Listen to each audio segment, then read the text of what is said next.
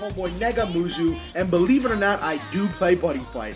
I've been talking about it for a little bit. Some of you guys who saw me on Mejji's channel on Team Brave New World when I did my box opening know that I do play Buddy Fight and I play Dragon Knights. I've been playing this deck for a while now. It has been a lot of ups and downs. I've been meaning to get this deck profile out there to you guys, but honestly, I didn't want to get an incomplete project out there. It's not exactly complete yet, but it's pretty stable right now, and I've been seeing a lot of success with it, so I want to share my success with you guys. So I'm going to jump right in. Sorry if I'm going to be droning on a little bit. I'm sorry if I start coughing. I'm actually just getting over a cold. Dragon World, El Quixote is my buddy because I like to pick a buddy that I'm always going to drop, and nostalgia feels because I do very much enjoy Nabarro. He's my favorite character in the anime, and I really like his story arc. Alright, this is a very weapon-focused deck, so I'm going to do my weapons first. I run 4 Hyperion. I actually just got the 4th Hyperion recently. Hyperion, some people are questioning its usefulness because it is 2 gauge to equip, but it pays for itself very, very quickly. Honestly, if you hit with it on the turn that you drop it, it is essentially only 1 gauge. But that being said, having Hyperion and El Quixote on the field just sets up for some really great plays, and being 7k power 2 crit also helps.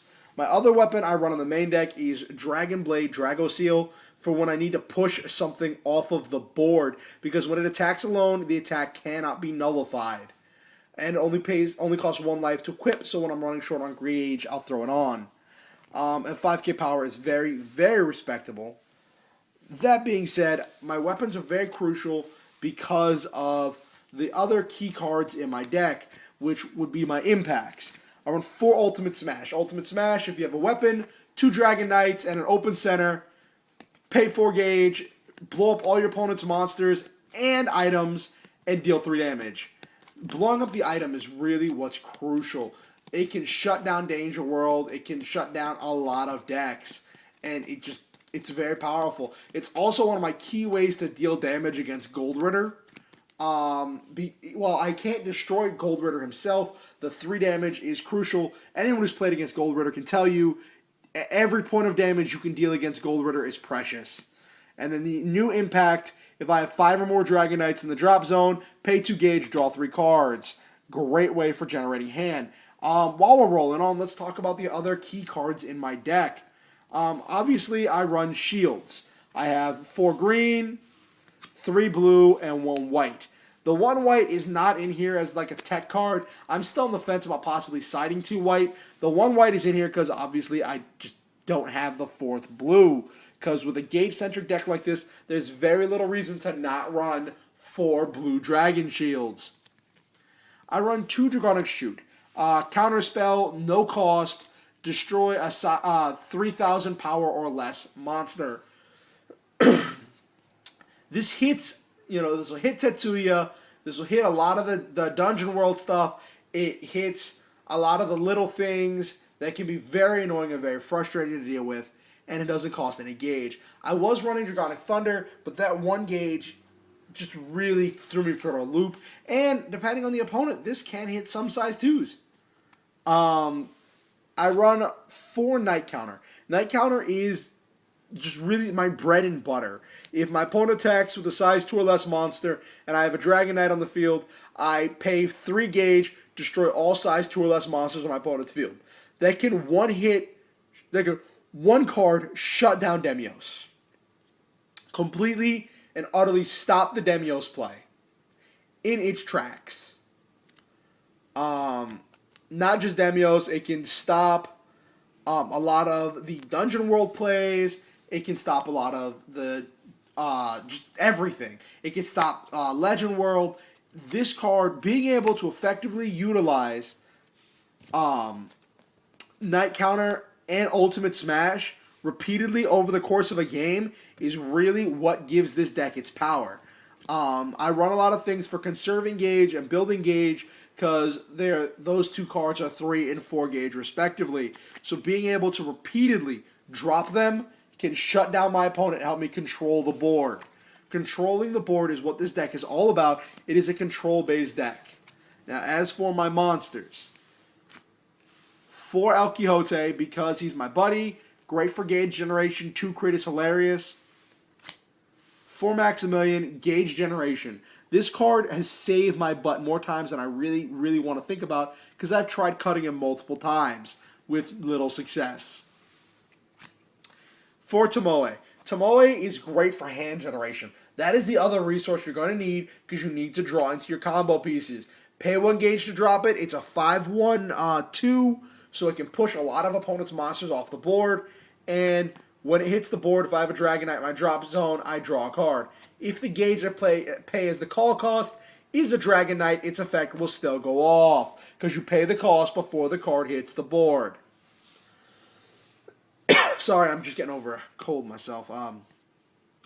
As for my size 2s, I have 4 Heartman. It's a mover. It's a 5/2/5 and has no call cost.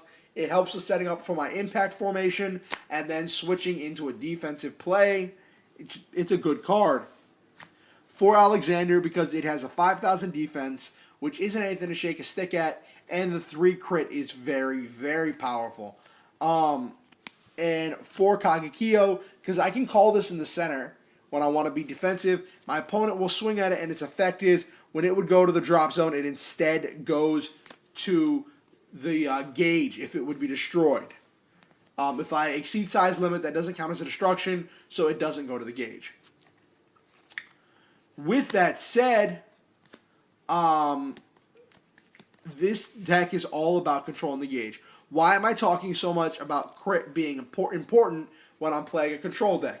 That's because if on the turn I'm going for my impact play, attacking my opponents left and right does nothing.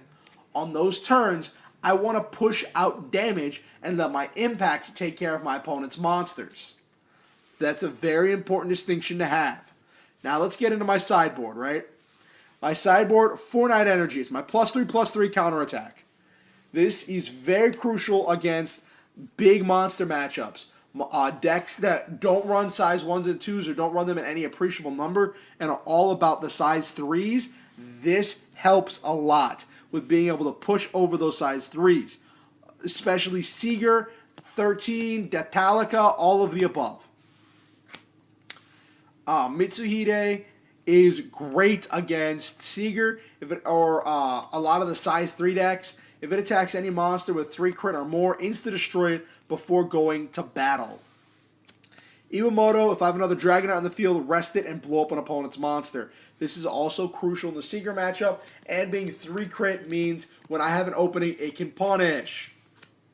2 Dragokeeper. Dragokeeper, when it's equipped, any damage I take that is not an opponent's monster directly attacking me is reduced by 1. That includes penetrate. That includes impacts. That includes just about everything under the sun that is not them attacking me, except for Gargantua and its clones that cannot be reduced.